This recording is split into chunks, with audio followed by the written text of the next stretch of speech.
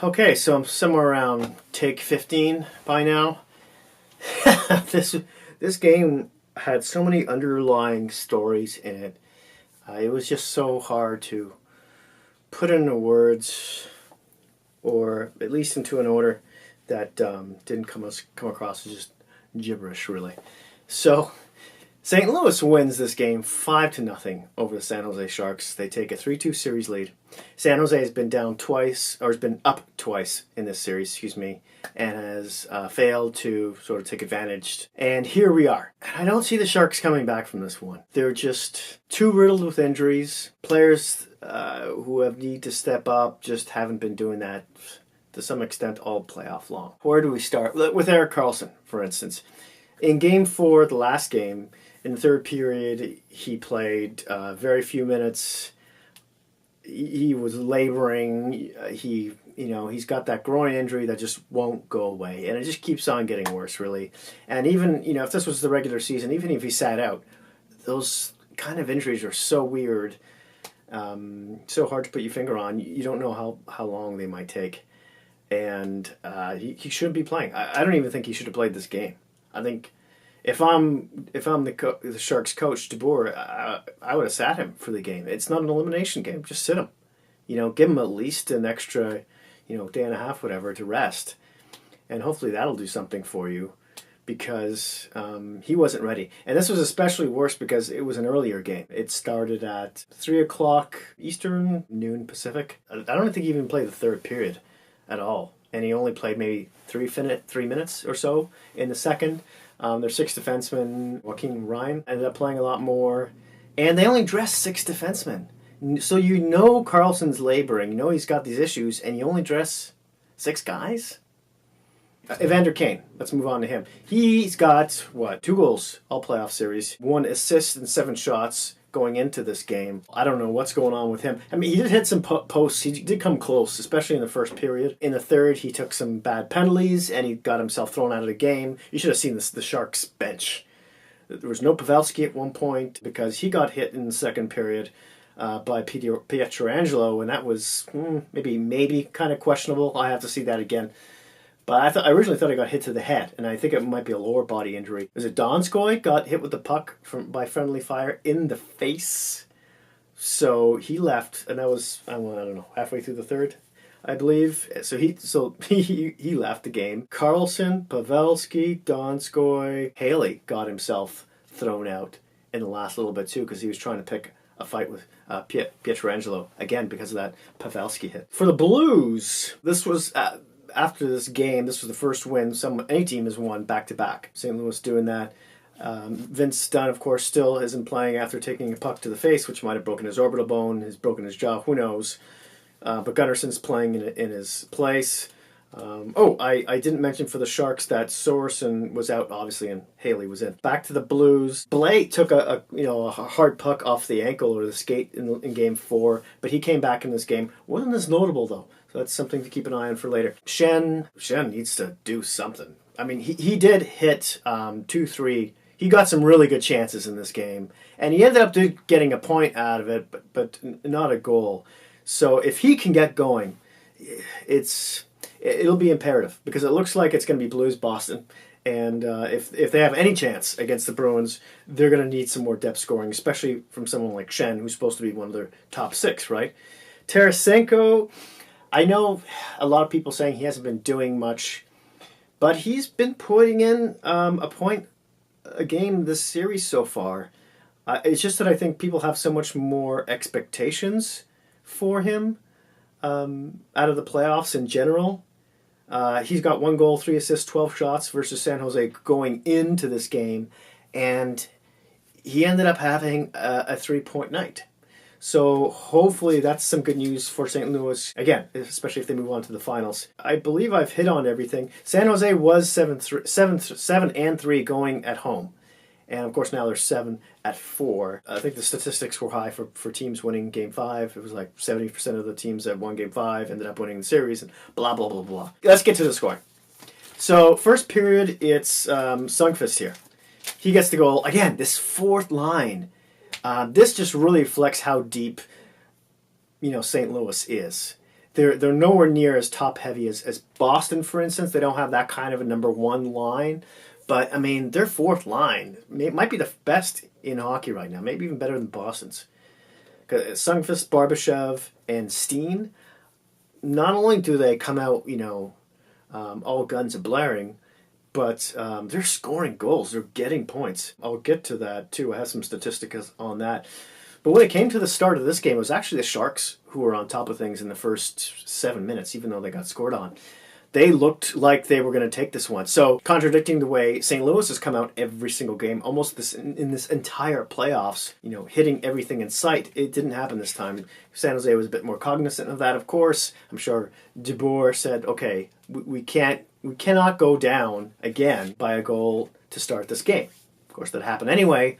And again, with that fourth line, there was also something interesting about one of the San Jose's line. Their first line ended up being Pavelski, Hurdle, and Kane. So all guys that have been quiet. Hurdle has had a lot of points in the playoffs, but not much in this series. Pavelski, ever since that hit in the last game against Vegas, has had maybe one good night so far, but the rest of them, you wonder. I'm pretty sure he's still feeling those effects from that concussion, because his timing, it was off again, except for, was it game 1 or game 2? I can't remember which. Maybe it was game 3. All three of these guys had 30 goals seasons during the regular season. So that's why it's a bit alarming. On this first goal, there's so much deja vu going on here, because not only does St. Louis score first, but the same line scores first again. And it also comes off a San Jose defenseman giveaway. In Game 4, it was a giveaway by Brent Burns.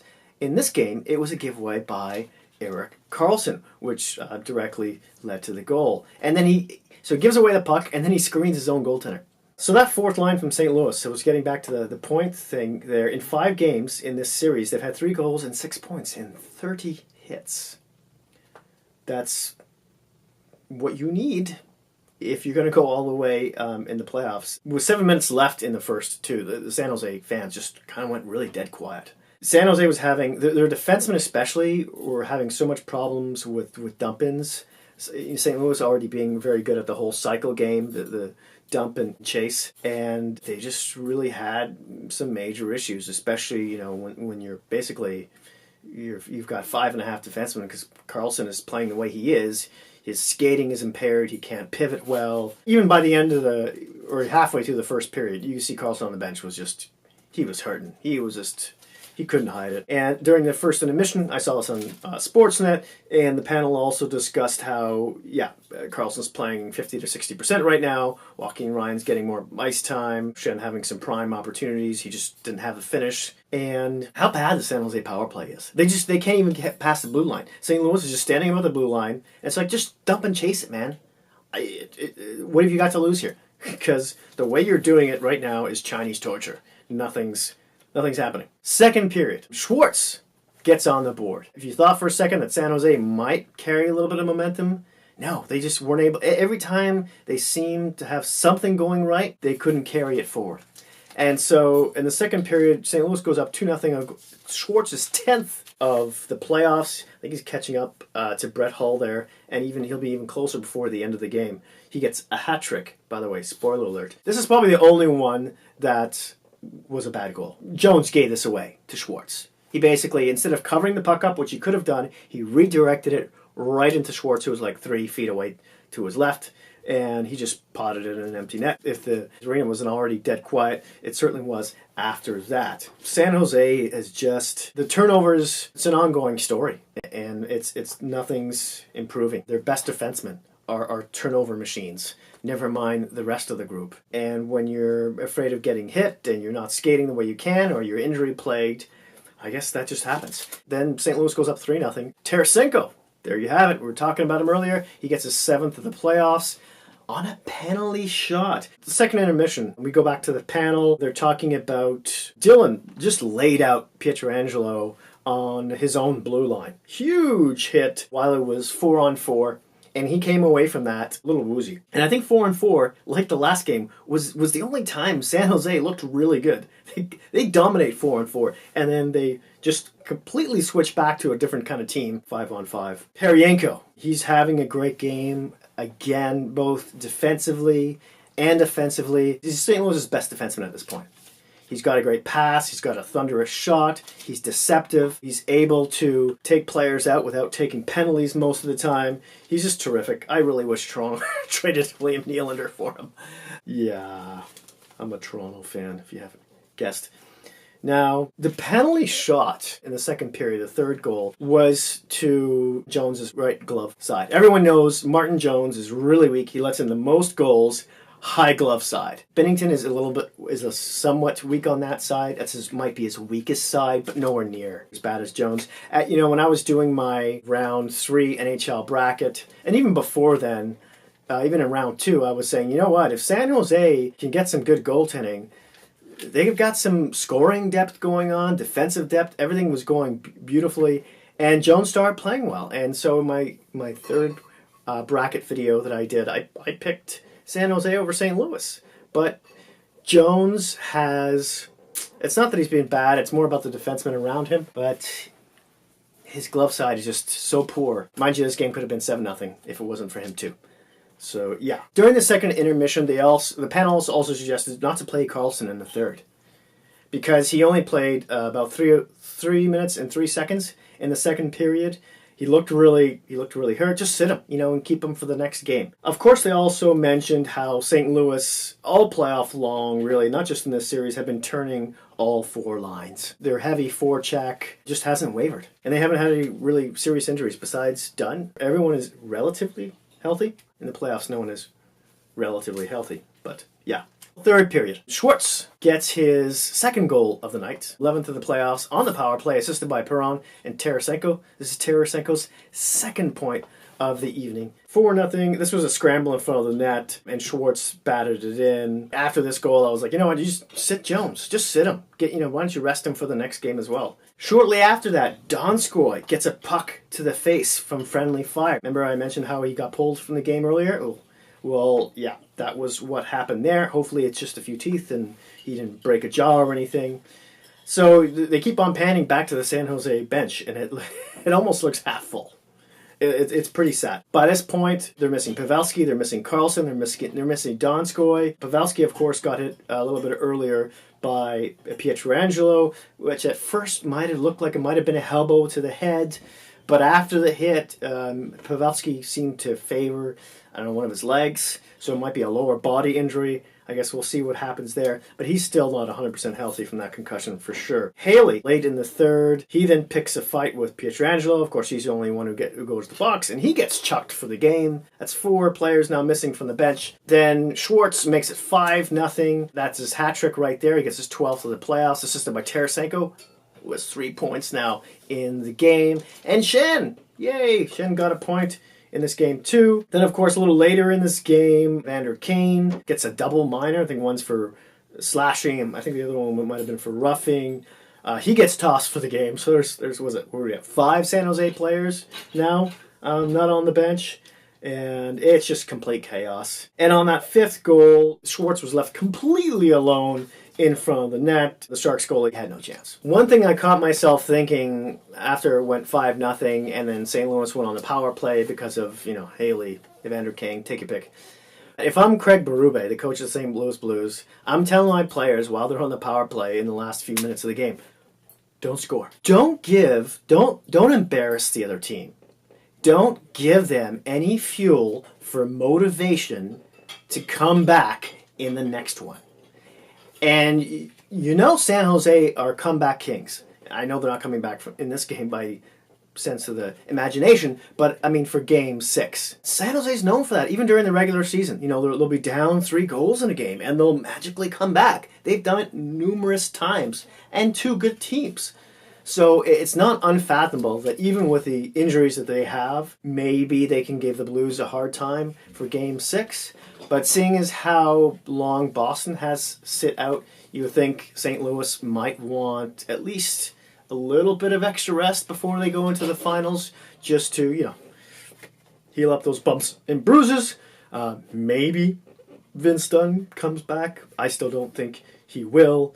Team stats. Face-offs, 36-27 for the Blues. Power play, 1 for 8 for St. Louis, 0 for 2 for San Jose. Hits are 52-34 San Jose. I think first time in a while that the Sharks have actually out-hit the other team. Giveaways, 12-10 for the Blues. Takeaways, 11-9 for St. Louis. And block shots, 14-11 for San Jose. Shots, first period is 11-4 for the Sharks. Second period, 20-6 for St. Louis. That shows you how much the game really turned around. Third, it was 16-4 for the Blues, and the total was 40-21 for St. Louis in the shot category. Goalies. Binnington gets the win with 21 saves in the shutout. He's now 11-7. Martin Jones takes the loss for San Jose. He saved 35 of 40 shots with a .875 save percentage, and he's now 10-8 in the playoffs. Like I said, it was only that one goal that he gave away. I believe it was the second one that was really his fault. Penalties. Now, there was a lot in this game, and mostly for San Jose, really. In the first, it was 1 for St. Louis, none for San Jose. Second, it was 1 for the Blues, 1 for the Sharks. And the third, this is when things go crazy. St. Louis has 1, and San Jose has 8. So the total was 9-3. The 3 stars of the game. Schwartz, number 1, of course, with the hat trick. He's a +2 on the night, and he has 13:44 of ice time. This really confuses me. How does he score 3 goals? San Jose didn't score any, and he's only a +2. Maybe I'm wrong about this, but aren't plus and minus depending on if you're on the ice for a goal or not? For a goal for or a goal against? How is he just +2? Tarasenko, second star. He gets 1 goal, 2 assists, has a really good night. Hopefully he keeps that up. He's a +3 with 14:53 of ice time.